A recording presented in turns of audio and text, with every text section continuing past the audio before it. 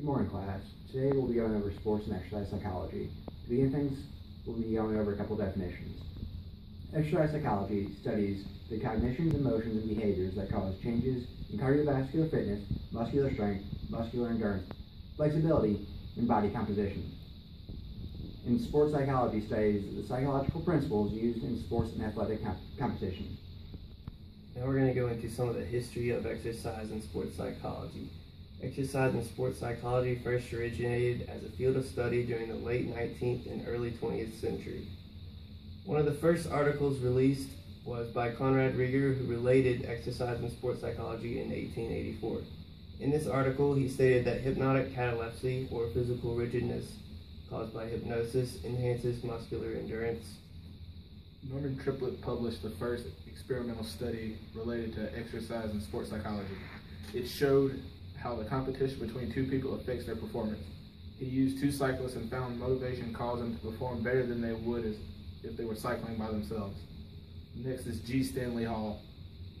He was the president of the American Psychological Association in 1908. In the early 20th century, several scholars studied the effects that physical activity and sport had on the brain and nervous system.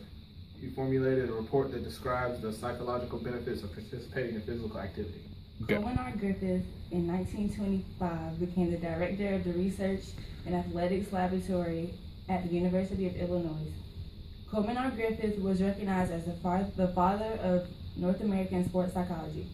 He studied various factors related to participation in American football and basketball.